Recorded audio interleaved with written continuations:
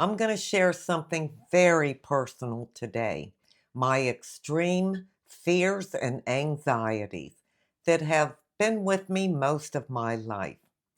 I know many of you carry some of these same fears or just fears of your own. So let's talk about it. This video is not about overcoming or pushing through these anxieties and fears. It's just being totally honest about it. When those fears become paralyzing, overwhelming, and throw your whole body off, it can really have an impact on your life. We're not talking about fixing the fears today. We're just acknowledging them and how we can live with them. Some of the fears we've had for years, some are new, and some come to us out of age. The older we get, all of a sudden we have fears and anxieties that just creep into our lives. Oh, by the way, hi, welcome. Thank you for being here. I'm Sheila, the old girl, and today I'm exposing my fears. Well, I have quite a few of them, and most of them are very paralyzing. I mean, it's to the point where I cannot do them. So, number one is flying or being in an airplane. I was in an airplane once when I was 17 years old. I've never been in one since. And being as I'll be 75 in May, you know that was many, many years ago. I ended up fainting on the plane. Again, it was probably from anxiety, but I was too young to know or understand that that's what caused it. But I cannot and will not get in an airplane. I just can't. It's too confining. It's being trapped. It's being stuck. It's being where, I have no exit. I can't just get off when I want to, unless I want to jump 30,000 feet or something. So I have never been in an airplane since I was 17, and I don't plan to be in one. Just the thoughts of it just breaks me out in a cold sweat. Do any of you feel that way? Another fear I have is being in elevators. I cannot do elevators. The last time I was in an elevator was when I was in my early 20s, and I've never been in one since. It's not that I had a bad experience. I didn't get stuck in one. It's just the confining, the four walls all around you and being trapped. A lot of my fears revolve around a feeling of being trapped. I can't breathe. I can't even think. Just the thoughts of being confined to that small of a space where I can't just turn the doorknob and open the door. I can't do it. Now, it hasn't hindered me because there's always stairwells, so I use the stairs. But it gets harder as you get older. Some things are up on the fifth or sixth or seventh floor, and there's usually two sets of stairs between each floor.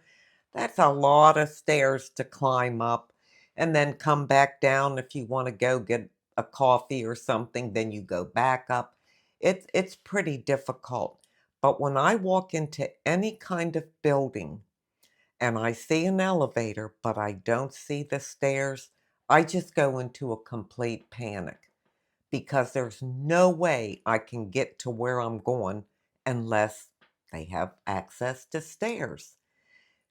Most all places do have stairwells, but if I don't see that immediately, my stomach goes into knots and I'm in a complete panic. Another thing I just can't do is be in a parking garage. I haven't been in one for, I'd say, 40 some years. But I remember the feeling. I remember it was dark in there and narrow, like the lanes you had to go through were narrow. I wasn't even driving. I mean, I was with somebody that was driving, but it was so dark and confining and restricting, and I felt like I was being closed in. And ever since then, I do never go in a parking garage. Dave and I have had to go to MUSC, the medical hospital in Charleston, and you do have to park in a parking garage. He lets me out in front of the hospital and then he goes park the car because I can't do it. The next one would be tunnels. I can't go in tunnels. I didn't realize that till shortly after Dave and I got married, which was, I don't know, 44 years ago or something like that. We took a trip and we went through, I think it was Tennessee, up around where Dollywood is. I think it's the Smoky Mountains. And I don't like that either. I don't like going up a mountain at all because I just don't have the visibility that I need. But when we got up there, there was a tunnel that we had to go through. You actually went through the mountain. Well, I didn't know there was going to be a tunnel. Oh my gosh, I can still feel what that felt like. It was dark. It was like round and low ceiling and close sides. I panicked so much. I fell on the floor of the car. I mean, I went down on the floor of the car and I just laid there curled up in a ball in the passenger seat. So it's not like I could take up the whole front of the car. I just had my little section. But I couldn't even breathe. It was terrible being rolled up in a ball like that in such extreme fear that I didn't know if I was going to be able to live through it. I know that sounds dramatic, but the fears I'm talking about right now are my extreme fears that cause the extreme anxiety or a panic attack or whatever. And you couldn't offer me $1 million to do these things that I'm talking about. I'll give you one more and then I'll go on to, oh, not so severe fears and anxieties, but they're still a part of my everyday life. The other one I'll tell you about is a car wash. I haven't been in a car wash for, again, many years, probably in my 30s. And I wasn't driving again, but I was in the car. And those things that come at you from all over and come at the car, they're like, I don't know, big brushes or rollers that are washing the car for you. Oh my gosh, what a feeling of being trapped and just about losing your mind. I can't do it. Does that bother any of you all when you see things coming at you and coming down and coming this way? Oh, I can't even talk about it. It's really hard for me to do this part of the video because I can feel my insides just shaking because the thought of any of these things paralyzes me completely. Now I'll mention a few other fears that are very powerful for me, but I can make myself do them if I absolutely have to. Doesn't take away the sick feeling in my stomach. It doesn't take away my mind just going in every direction. And it doesn't take away that feeling of panic that I feel like is going to erupt at any minute. One of those is the dentist. I've talked about the dentist before. Now, I have a great dentist. I trust him. He's never done anything to hurt me or make me not trust him, but the thoughts of going puts me into that state because you're trapped. And, you're in a chair, you're laying there. They have all these tools and things in your mouth, so you can't just jump up and flee. That's what I have to have. I have to know that if I want to get out of there, I can just bolt as fast as I can. Well, you can't do that with, a dentist man leaning over you and having all these tools in your mouth. So I do go to the dentist regularly because I'm so afraid I'm going to get a cavity or have a broken tooth or something major happen that I'll have to go and have work done. So I go every 3 months to get my teeth cleaned. And fortunately, my hygienist understands and everything. But even to just go get my teeth cleaned, I have to pray the whole way, over and over and over. I'm saying, I can do all things through Christ who strengthens me. And then I remind myself, it's not just some things. I can do all things. I can do all things through Christ who strengthens me. And I repeat it over and over and over to get me in that chair. One more I'll talk about is being in a car with someone, having someone else, driving because I don't drive. Very few people will I get in a car with. There are two of my grandchildren that I know how they drive because they have lived here. So I've been in a car with them and I think I could do them. But my own kids, my other grandkids, since I don't know how my other grandkids drive because I haven't, ridden with them a lot. And my sons, one of them, I've already told him I will never get in a car with him. I, the way he drives, it just scares the living daylights out of me. Now he's never had an accident. He's in his mid 50s. It's Sean. He's a very responsible, great guy, but I'm just uncomfortable. The only person I feel good with is Dave because he understands these fears and anxieties that I have. So he does everything he can to make me feel comfortable. Other than that, I don't want to be in a car with anybody. And then, of course, I had to have a few weird fears. I mean, who would I be if I didn't have some strange and weird fears? And I'm going to share one with you, and that is bed sores. I know that makes no sense. I've never had a bed sore in my life. I've never seen a bed sore. I know people get them when they're in the hospital or elderly. It's just from laying in bed too long and it just breaks down your skin.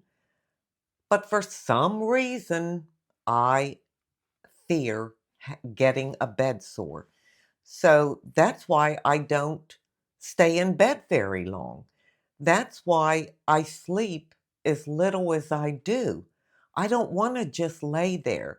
I mean, let me fall into bed, get a few hours of sleep, and feel rested, and then get up and get out of there because that's always in my mind. What if I got a bed sore? Now, I know that is probably one of the kookiest things you've ever heard. But like I said, this is all about honesty. And this is a fear that lives in my mind, a bed sore. So you've probably noticed a common thread in the fears that I have that cripple me.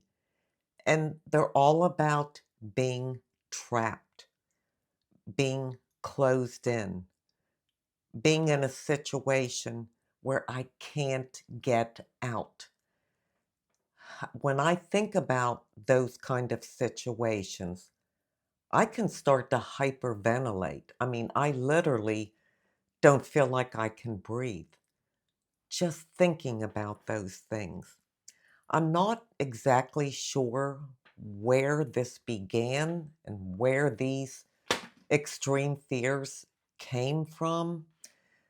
I have my own theory. I don't know if it'll make any sense, but number one, I was always a homebody. As a kid, I liked to be home. I always felt good in my home with my parents and my family. I didn't care to go out and do things and go places with my friends. I just felt better at home. Maybe just a sense of safety or something. So, being out and about was just never a part of my young life growing up. When I got married initially at 18 to my first husband, we were together, let me see, 12 or 13 years.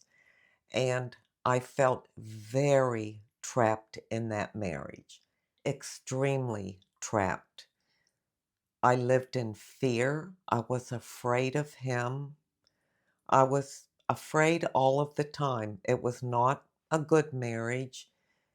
There was some violence and abuse in it, which I don't want to go into because I don't want to defame him in any way. But I felt very trapped and felt like I couldn't leave. So I'm assuming that's where these fears, these extreme fears, come, for me. But how would I ever know if that's true? Maybe it's a combination of that and just always being a homebody. Another part is trust. I don't trust things. Like, I don't understand how an airplane can stay up in the air. It weighs thousands of pounds. It could have 300 passengers on it. How does it just float up there? I mean, I know that they do stay up there because people fly all over the place to different countries every day, but it makes no sense to me. Things have to make sense. And because I can't make sense of it, I don't want any parts of it. So these kind of fears that I'm talking about, or your fears that could be totally different, or you might not have any. But fears are not flaws. Don't beat yourself up and think that you're, flawed in some way because you're not. The good news is that you can still live a whole and complete life. What is whole and complete for you? Now, someone who doesn't have the fears I do, they might think, "Oh my gosh, lady, you're not living life. You can't fly, you can't travel because there may be a tunnel or, something like that." Even like staying in a hotel. If it's on the second floor or third floor, yeah, I can go up the stairs. But then once I'm up there, I feel trapped because I'm closed in. You open the door and you're in a hallway. You're not outside where there's light and air. So all those things really bother me, but I can still live my life fully. For me, my life to me is rich and meaningful and peaceful. So I don't have to put myself through certain situations, overwhelming situations, and put my mind, my body, and my spirit through that kind of torment and anxiety. I don't have to do that. We can still live a full life even if we have limits. I look at it no different than if suddenly I have crippling arthritis or something where I'm in a wheelchair now, or I can't walk without assistance, or maybe get in and out of bed without assistance. Yes, I have those limits, but it's not going to take away from living my life the best way that I can. I'm not going to give up on life or say, well, I might as well just curl up in a ball and give up. No, I just can't maybe walk anymore, or I just can't be mobile like I need to be. Well, so what? Everything else on me still works. I still would enjoy my life. I still would do everything that I possibly could. So it would be a whole and complete life for me. And I want you to be encouraged that if you struggle with any fears that you feel like are holding you back, or people are telling you they're holding you back, uh-uh, they're not. Be encouraged that you can still live a whole and full life. Maybe you have some limits. So what? Sometimes limits are good for us. So now you know more about me, probably more than you wanted to know, but I really did want to share that with all of you. And if you wouldn't mind, I know it's a sensitive topic, and some people just are afraid to speak their fears out loud. So if it's difficult for you, I understand. But if you want to share in the comments section and engage in the conversation, please do. Maybe we can help each other. I look at it this way. I mean, I know what the Bible says. The Bible says, fear not. The Bible says, God did not give us a spirit of fear. I know that. And that's kind of hard to, take in, because here I am having these fears that I completely acknowledge. But another thing I know the Bible says is to bring things out into the light. Anything you keep inside is held in darkness, and that's where you will become crippled. If you bring it out into the light, then you can talk about it, you can face it, you can acknowledge it. I feel like God understands my fears. He knows where they come from, probably better than I do. So I'm perfectly willing to share them, and I would really love to hear what you have to say in the comments. So if you carry any of these fears or other fears that you have, hear this loud and clear. You are not broken and you are not alone. Many of us lead quietly brave lives, even though we have anxiety and fears tagging along. Now let's move on to an inside beauty tip. My inside beauty tip comes from Psalm 34:4. I sought the Lord and he heard me, and he delivered me from all of my fears. Now notice fears is plural. We have many fears. The Bible doesn't say we won't feel fear. We shouldn't live in fear, but we're going to feel it. Well, I'm not delivered from the ones I just talked about, including the bed sore fear. That hasn't happened for me yet. Deep down inside, I know that the Lord is always with me. I know He says, fear not. I know these things, but I also know that we live in a world that comes at us and can create all kind of things. I don't want a spirit of fear, and I know God didn't give me that. I got it somewhere along the line from somewhere, but it definitely wasn't from the Lord. I just want you to be encouraged if you struggle with fears. You can live through these things. They may improve. and you may be delivered from them. So never give up hope. Even though I haven't been delivered from mine yet, I still may be. And if I'm not in this lifetime, that's okay because I know that I will be delivered from them. And that's when I leave this world and go on to eternity. I thank you so much for being here today. I truly do appreciate it. And until we meet again, this is the old girl signing out. See ya.